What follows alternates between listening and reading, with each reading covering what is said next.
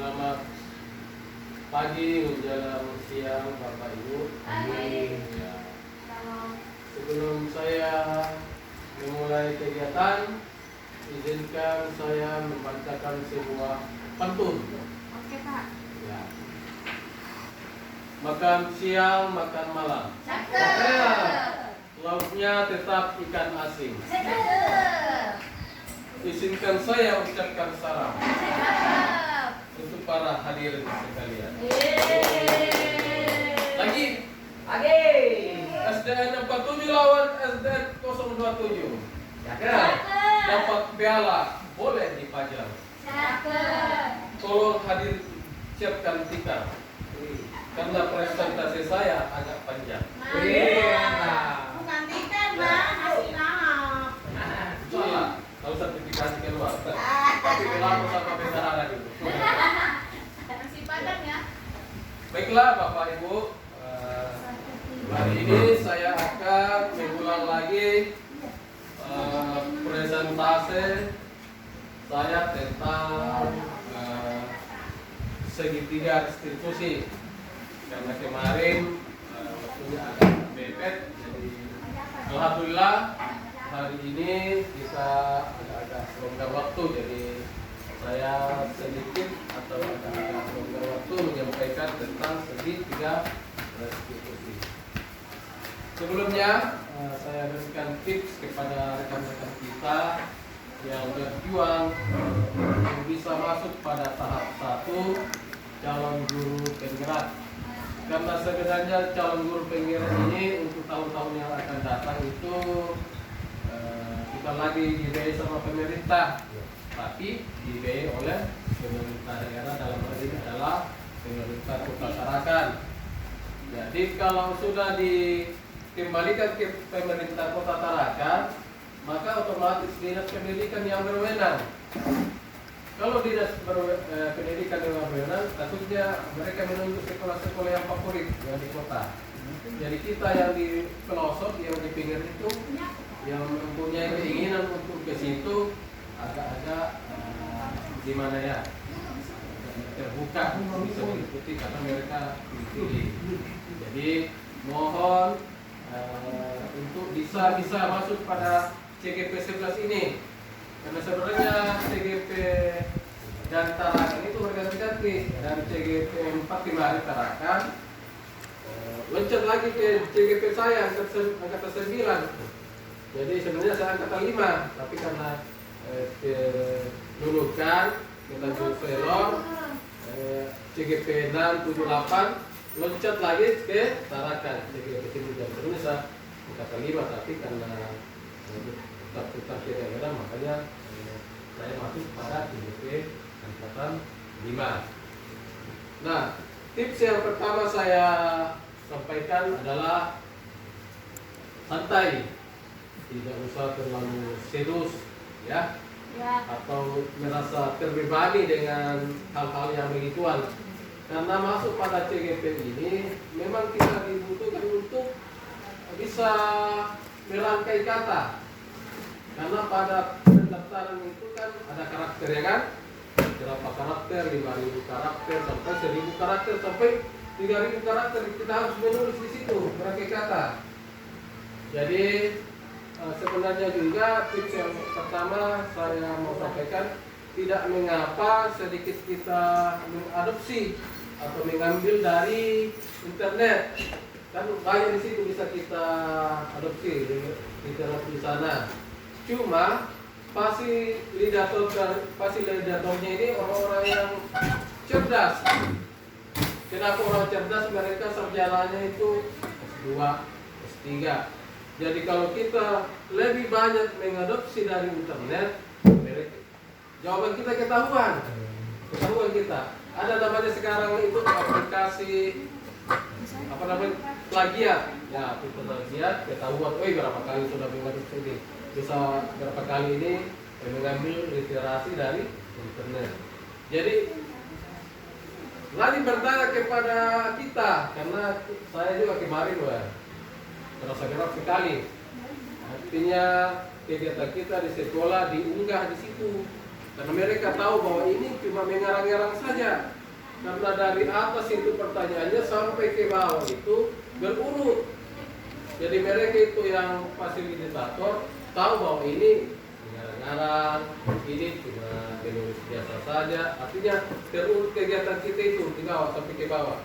Artinya kayak apa yang kau lakukan di sekolah sebagai pemimpin pelajaran? Nah, pertama jawablah pengembangan budaya. Karena sudah lama kita lakukan pertama itu pengembangan budaya. Kemudian kayak Ibu Emma bisa juga sampaikan di jawabannya ekstrakurikuler. Karena itu artinya menggerakkan siswa. Nah, itu di situ. Ekstrakurikuler, Pak Mas Riyadi, masuk juga ekstrakurikuler. Kemudian yang berupa karya inovatif kan ditanyakan juga apa karyamu, apa karya kalian di sekolah. Nah, misalnya kalian itu ya bikin apalah di perpus kan. Nah, kemudian pada halaman itu bikin pot bunga sebarang gitu. Yang penting ada sedikit karya kelihatan. Dan sedikit banyaknya juga ditanyakan tentang publikasi ilmiah, PTK itu. Biasa kamu presentasikan kah, di mana presentasikan kah. Tapi kalau ada dari mahasiswa waktu SD-nya usul, tidak apa-apa itu, diulang kembali. Cuma diganti tahunnya, ya. Kemudian pura-pura lah foto, ada kita di sini, foto acara seminar, biasa akan kita itu. Nah, ya kemudian nanti kalau sudah tahap 1, ada lagi namanya tahap 2. Tahap 2 itu tes wawancara. Ini ya lagi lebih berat. Jadi usahakan pada pengembangan budaya itu biasakan tampil di depan. Karena pada tes kedua ini ada namanya wawancara. Wawancara ini kalau bukan profesor, doktor, S2 yang wawancara kita. Jadi kalau kita seakan-akan mengarang, mereka tahu itu. Jadi wah, ini mengarang, ini membaca dari buku, ini tidak pernah lakukan. Nah, kalau sudah tes wawancara, ada lagi tes ketiga, namanya tes simulasi mengajar. Nah, ini simulasi mengajar lagi yang paling menentukan. Tapi saya kira Bapak Ibu semua jago mengajar itu. Cuma siapkan PP-nya, medianya, dan latihan di Google Meet. Karena kalau terlambat sedikit kita masuk, ya kurang waktu. Artinya santai saja, tapi serius mengerjakan hal itu karena saya perhatikan ini masih tahap 1 administrasi. Jadi baik Bapak Ibu, itu ada sedikit tips yang itu mau mendaftar jadi CGP. Sekarang kami akan atau membicarakan atau membahas ulang tentang segitiga restitusi. Segitiga restitusi ini berkaitan dengan budaya positif. Yang termasuk budaya positif itu yang kayak kita lakukan di luar itu. Kayak masih berbaris anak-anak, mengajak tampil di depan, mengajak jenis pembelajaran, itu. Nah, budaya positif ini tentunya banyak anak-anak yang melanggar atau ada yang tidak patuh. Budaya positif ini bisa berlanjut ke kelas. Misalnya, anak-anak di sini kan banyak sekali yang terlambat, apalagi musim hujan. Kemudian Pak Mas Riyadi banyak yang tidak pakai sepatu, ya, atau memakai sandal. Itu itu potret kehidupan sehari-hari, kegiatan sehari-hari yang bisa kita lihat. Banyak anak yang memakai sepatu. Nah, ada ilmu dari CGP itu bahwa kita seharusnya tidak boleh lagi memberikan hukuman atau hukuman. Akan tetapi boleh didekati dengan pendekatan pembimbingan. Pendekatan pembimbingan ini dimulai dari ada namanya menanyakan atau apa namanya,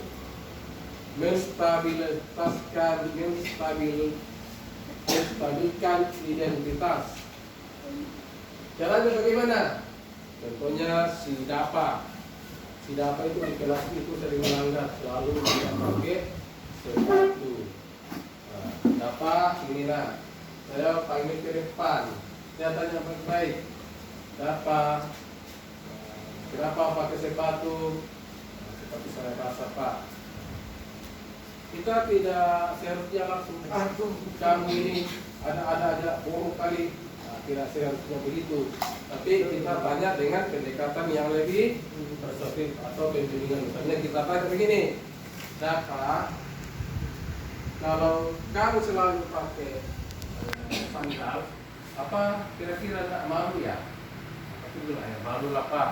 Nah, kemudian pertanyaan kedua, dapat karena kamu malu, apakah kamu mau merubah sifat itu? Iya Pak. Nah, masuk kepada namanya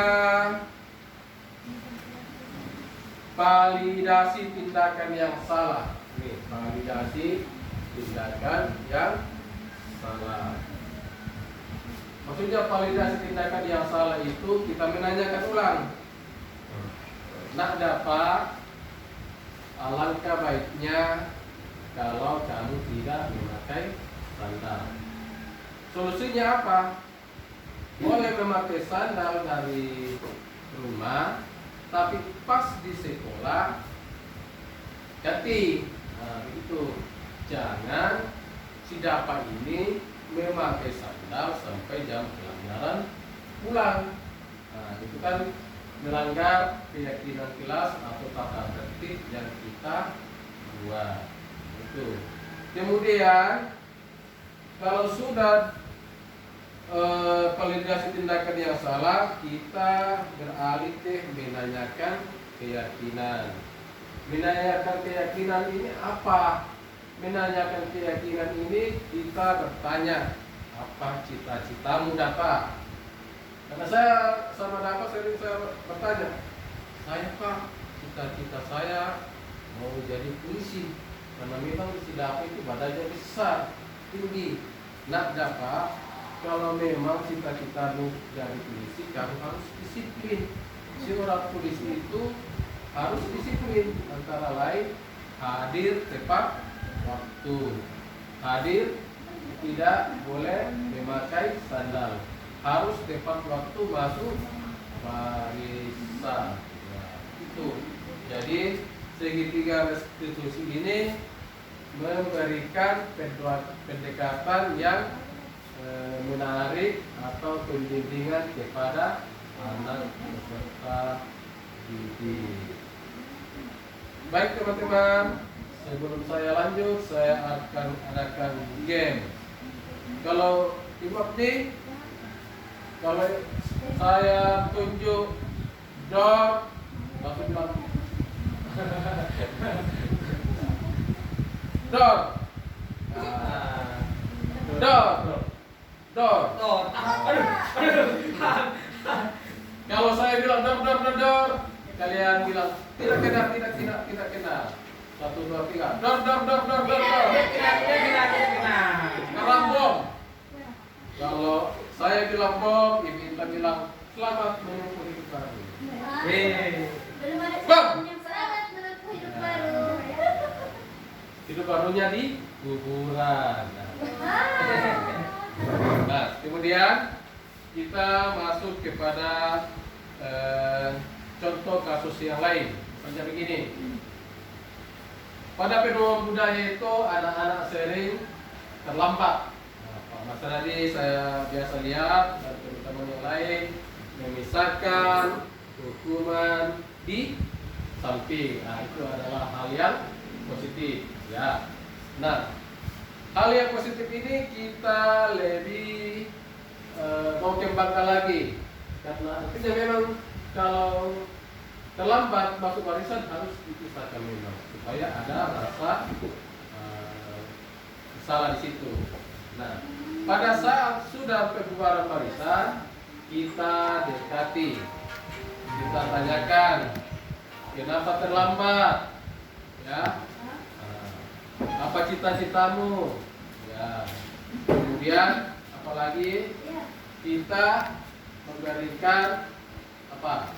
Penghargaan. Nah, dari penghargaan ini kita tidak mesti berikan uang atau semacam hadiah, Karena selalu memberikan penghargaan dengan semacam uang atau hadiah itu takutnya anak-anak bisa manja. Hal itu bisa dirubah dengan apa? Dengan memutarkan video-video pembelajaran yang bermanfaat pada saat masuk ke dalam kelas. Misalnya, ini adalah contoh barisan yang rapi. Bisa saja kita melihatkan video pembelajaran. Anak-anak lihat, anak-anak apalagi paskibra. Nah ini mereka tidak terlambat masuk barisan. Mereka profesional atau jago memainkan peran dan tanggung jawabnya. Nah yang terakhir adalah meningkatkan rasa percaya diri. Nah dari segi 3 restitusi ini atau budaya positif, rasa percaya diri itu perlu. Apa yang sering kita lakukan memanggil anak-anak di pendidikan budaya kita tampil di depan itu bagus. Dari mana mulainya? Dari kelas saja dulu. Dari kelas saja dulu.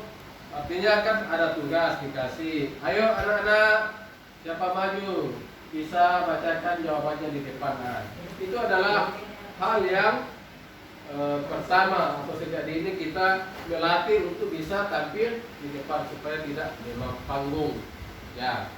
Kemudian kita lagi namanya itu diskusi utamanya yang kelas tinggi, karena biasa anak-anak kelas tinggi ini malu-malu kalau dipanggil di depan karena ada sudah rasa ketertarikan dengan lawan jenis. Di kelas itu paling banyak itu takut dibully, makanya sekarang itu ada lagu anti bullying. Nah, kalau sudah kerja kelompok kita bawa ke depan, kemudian kita ajak untuk bisa membacakan hasil kerja kelompok mereka. Nah dari situ terbiasa tampil di depan, akhirnya pada saat perlombaan nanti mereka bisa muncul. Pada saat undang budaya mereka bisa tampil di depan. Kenapa anak-anak sekarang kurang pede? Karena itu tadi terlalu dini menyukai lawan jenis. Nah, misalnya saya nanti kalau mau tampil di depan baru aku lihat cowokku. Anak-anak sudah begitu, apalagi kalau yang sudah puber-puber itu. Nah, ini lagi ketawain hanya malu, tidak percaya diri.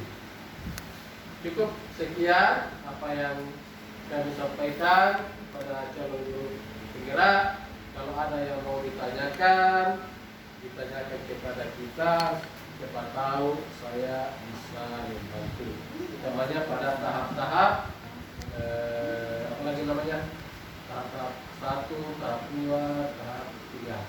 Baiklah, teman-teman sekalian atau kawan sekalian, saya mohon karena kita sudah hafal lagu anti bullying, kita sama-sama menyanyi dulu ya lagu anti bullying. 1, 2, 3. Di sini teman, di sana teman, di mana-mana kita berteman.